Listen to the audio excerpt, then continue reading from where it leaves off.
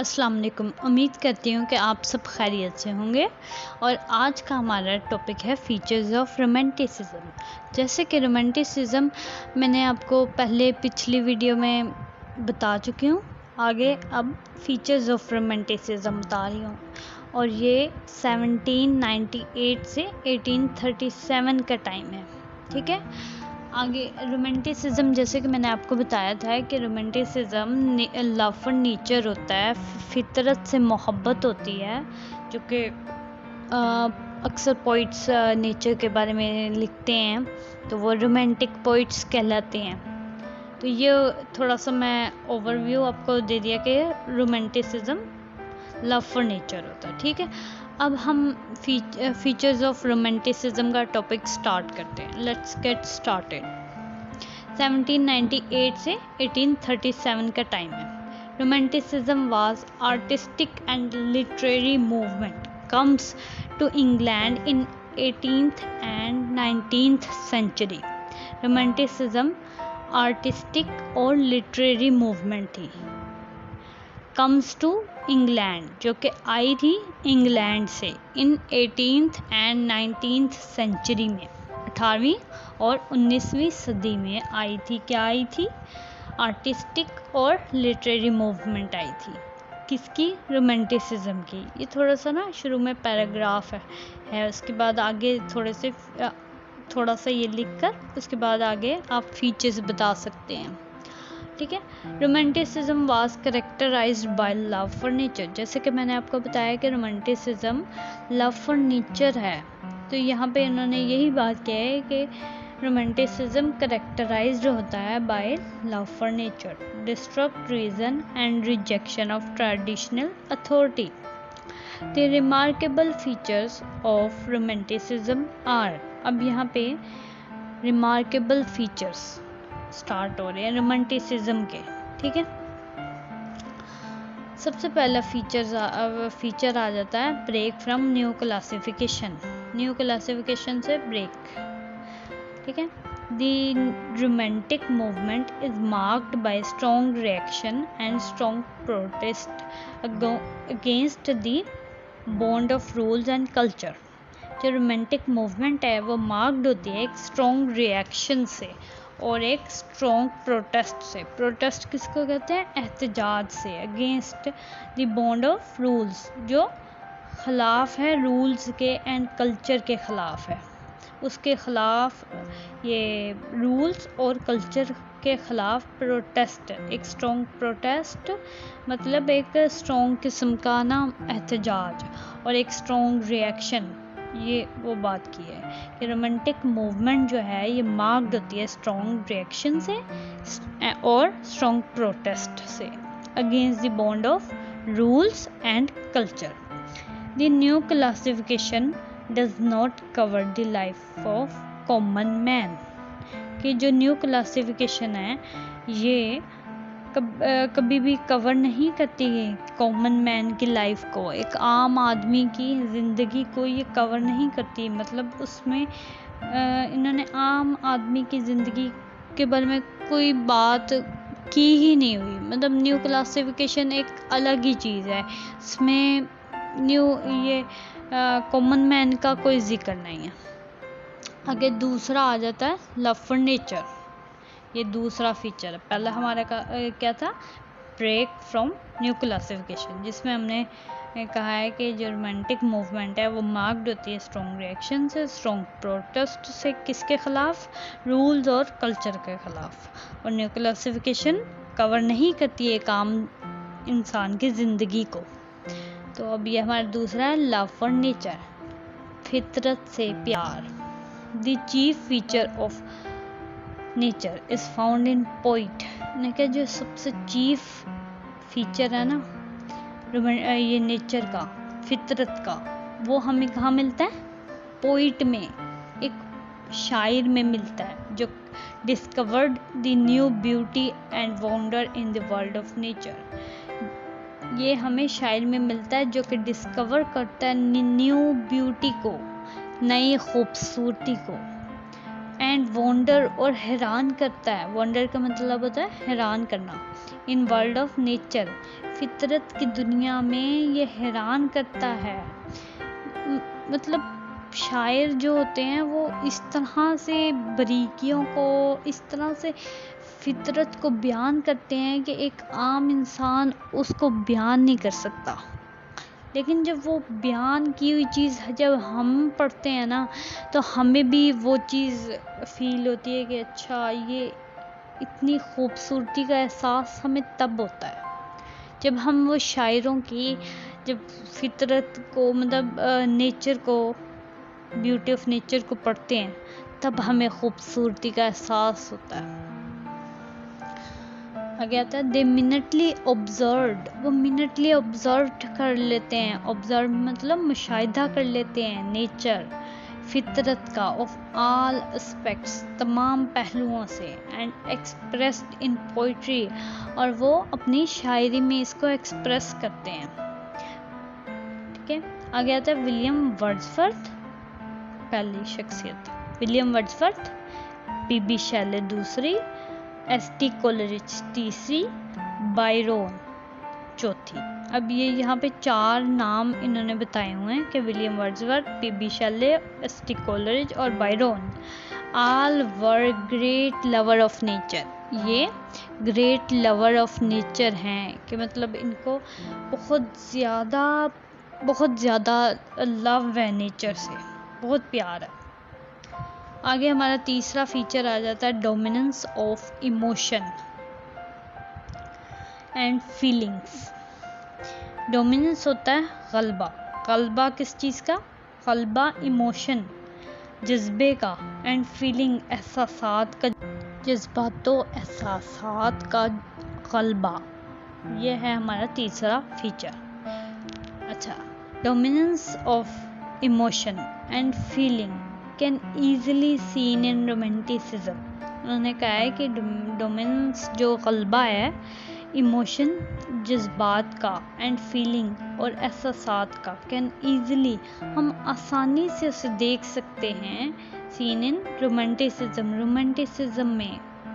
दे right personal poems, वो अपनी personal poems, अपनी ज़ाती पोइम्स लिखते हैं, एंड रिवीलिंग और अशफा करते हैं देयर ओन नेचर, अपने खुद की नेचर वो रिवील करते हैं, अशफा करते हैं, थॉट्स, अपने ख्यालात वो अशफा करते हैं, बताते हैं। वो अपनी मतलब जो नेचर के बारे में वो अपने खुद के ख्यालात बताते हैं कि वो क्या सोचते हैं, किस तरह वो अपने आप की सारी जो भी उनके ख्यालात होते हैं वो बताते हैं पोइम्स में। हम पोइम्स पढ़ते हैं तो काफ़ी जगह पोइट्स ने अपने थॉट्स बताए होते हैं। Lyrical ballads are the best example of book in which all poems are dominated by emotion and feeling. उन्होंने यहाँ पे कहा है कि लिरिकल बैलेड क्या होती है? लिरिकल बैलेड ये है विलियम वर्ड्सवर्थ की बुक है, बहुत फेमस बुक है लिरिकल बैलेड, ये वो बुक है। उन्होंने कहा ये बेस्ट एग्जाम्पल है बुक की, इन विच, जिसमें ऑल द पोइम्स, जितनी पोइम्स हैं, आर डोमिनेटेड, वो डोमिनेटेड हैं, गलबा है उन पे, बाय इमोशन, जज्बात से, एंड फीलिंग्स और एहसासात। मतलब उस बुक में एहसासात और जज्बात का गलबा भी दिखाया गया है पोइम्स में। आगे हमारे पास फोर्थ फीचर आ जाता है फ्रीडम एंड लिबर्टी। फ्रीडम का मतलब भी आज़ादी होता है और लिबर्टी का मतलब भी आज़ादी होता है, मतलब आज़ादी और आज़ादी। The writer of romanticism are free in imagination. अब आज़ादी यहाँ पे किस चीज़ से है वो ये बता रहे हैं कि जो राइटर होता है, लिखने वाला रोमांटिसिज्म का जो राइटर होता है वो फ्री होता है इन इमेजिनेशन, तसव्वुरात में वो फ्री होता है, उसको किसी किस्म की रिस्ट्रिक्शंस नहीं होती, वो फ्री होता है अपनी इमेजिनेशन, अपने ख्यालात में, अपने तसव्वुरात में बिल्कुल फ्री होकर वो लिखता है। दे एक्सप्रेस देयर थॉट्स, वो अपने ख्यालात जाहिर करता है, इमोशंस, जज्बात जाहिर करता है विद लिबर्टी, आज़ादी के साथ। S T. Coleridge wrote Kubla Khan. अब एस.टी. कोलरिज जो ने लिखी थी कबूला खान, एक पोइम है वो लिखी थी, उसने यहाँ पे उन्होंने इसको एक एग्जाम्पल के तौर पे बताया हुआ है कि एस.टी. कोलरिज ने कबूला खान लिखी थी। ये एक एग्जाम्पल है कि उसने उसमें बहुत जो अपने वो इमेजिनेशंस हैं उससे बिल्कुल फ्री होकर ये पोइम लिखी है। तो वो पढ़ने से पता चल जाएगा, इस तरह तो नहीं, लेकिन यहाँ एग्जाम्पल दी हुई है, जस्ट एग्जाम्पल। आगे आ जाता है 5वां फीचर हमारे पास, इंटरेस्ट इन ह्यूमैनिटी, इंसानियत में दिलचस्पी। ह्यूमैनिटी, इंसानियत।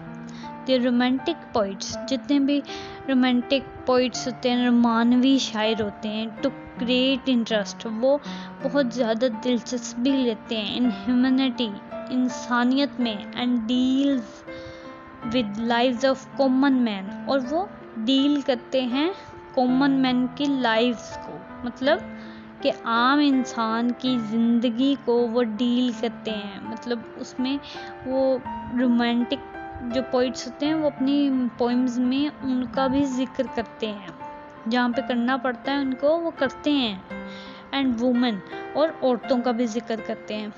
Wordsworth, ST. कोलरिज, यहाँ अब नाम आ रहे हैं। वर्ड्सवर्थ पहला नाम, एस.टी. कोलरिज दूसरा नाम, एंड पी.बी. शेले तीसरा नाम। हैव सुपर पैशन, उनको बहुत ज़्यादा जज्बा है, सुपर पैशन है, जज्बा है बहुत ज़्यादा, ऑफ ह्यूमैनिटी, ह्यूमैनिटी का, इंसानियत का, कि मतलब इन्होंने पोइम्स लिखी होंगी तो उनमें नज़र आता है इनका जज्बा, इनका इंसानियत का जज्बा नज़र आता है।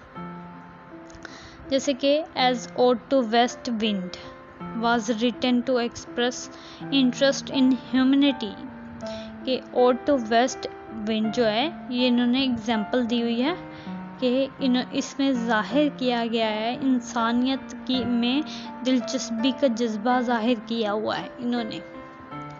आगे आ जाता है हमारा 6, सुपरनेचुरलिज्म। सुपरनेचुरलिज्म कहते हैं माफूकुल फितरत परस्ती को, मतलब नेचुरल तो आपको पता है ना, कुदरती, तो कुदरती या कह सकते हैं फितरत कुदरत एक ही चीज़ है। तो सुपरनेचुरलिज्म, माफूकुल फितरत परस्ती, उर्दू में इसका ऐसे मीनिंग आता है। Is an outstanding romantic quality, ये एक बहुत ज़्यादा आउटस्टैंडिंग रोमांटिक क्वालिटी है, रोमानवी खूबी है, of given to certain poetry, जो कि कुछ पोइट्री में दी हुई है। मतलब हर पोइट्री देखने में हमें इस तरह की नहीं मिलती कि हर पोइट्री में आउटस्टैंडिंग रोमांटिक क्वालिटीज़ हों, कुछ उससे ऊपर होती हैं, कुछ उससे नीचे होती हैं। तो ये उन्होंने उसकी बात की हुई है कि of given to certain poetry, कुछ जो पोइट्रीज होती हैं उनमें ये रोमानवी क्वालिटी का बताया जा रहा है। The great masterpiece of supernaturalism are 2 poems, उन्होंने कहा सुपरनेचुरलिज्म की 2 पोइम्स को उन्होंने ग्रेट मास्टरपीस कहा है। एक कबूला खान, जिसकी एग्जाम्पल अभी पहले भी हमने देखी है, इसमें देखिए फ्रीडम एंड लिबर्टी में कि उन्होंने एस.टी. कोलरिज ने बहुत अपने इमेजिनेशन से फ्री होके वो लिखी है। तो ये अच्छा, एक है राइम ऑफ एंशिएंट मराइनर, ये भी एक पोइम है, बहुत फेमस पोइम है। आगे हमारा आ जाता है 7th feature, theme of country life. यहाँ पे ये कंट्री लाइफ का थीम बता रहे हैं। द पोइट्री कंट्री लाइफ में आ जाता है देहाती जो ज़िंदगी होती है उसका बारे, उसके थीम्स हैं ये। पोइट्री ऑफ दिस एरिया, जो पोइट्री है इस एरिया से, इज़ आल्सो कवर विलेजेस, ये कवर करती है विलेजेस गाँवों को, ओशन समंदरों को, हिल चोटियों को, एंड रिवर्स और दरियाओं को, एज जैसे कि विलेज एरिया इज मेंशन किया हुआ है इन पोइम, एक पोइम में। वी आर सेवन एक पोइम है जो कि एक विलेज एरिया उसमें मेंशन किया हुआ है कि ये विलेज एरिया की एक पोइम है। तो यहाँ पे ये बात की हुई है कि पोइट्री इस एरिया के, मतलब कंट्री लाइफ की जो यहाँ थीम बताई गई है इस एरिया की, ये इन चीज़ों को कवर करती है। आगे कंक्लूजन आ जाता है 8th point, the main objective of romantic poetry. जो रोमांटिक पोइट्री का मेन ऑब्जेक्टिव है, to please people and push them toward real world of happiness mean to nature. कि जो मेन ऑब्जेक्टिव है रोमांटिक पोइट्री का वो ये है कि लोगों को धकेला जाए नेचर की तरफ, कुदरत की तरफ, फितरत की तरफ उन्हें धकेला जाए कि वो भी ये चीज़ें महसूस करें कि हमें, हमारे पास कौन कौन सी नेमतें हैं, कितनी खूबसूरत है दुनिया। ये सारी चीज़ें इसमें ये कंक्लूजन करके बताई गई है। ये आपको मैंने 8th पॉइंट बता दिए, वैसे 7 है और कंक्लूजन मिला के 8th पॉइंट है। बेशक आप मेरी वॉइस कॉपी करके ये लिख भी सकते हैं। मैंने इंग्लिश में भी बता दिया है, उर्दू में भी बता दिया। अगर आपको कहीं पे ये नहीं मिल रहा तो आप मेरा ये कॉपी करके लिख सकते हैं, ये आपका बिल्कुल ठीक हो जाएगा। ठीक है। और दूसरी चीज़, अगर आपको मेरी वीडियो पसंद आई हो तो मेरे चैनल को सब्सक्राइब, वीडियो को लाइक और कमेंट करके ज़रूर बताइएगा कि मेरी वीडियो आपको कैसी लगे। शुक्रिया।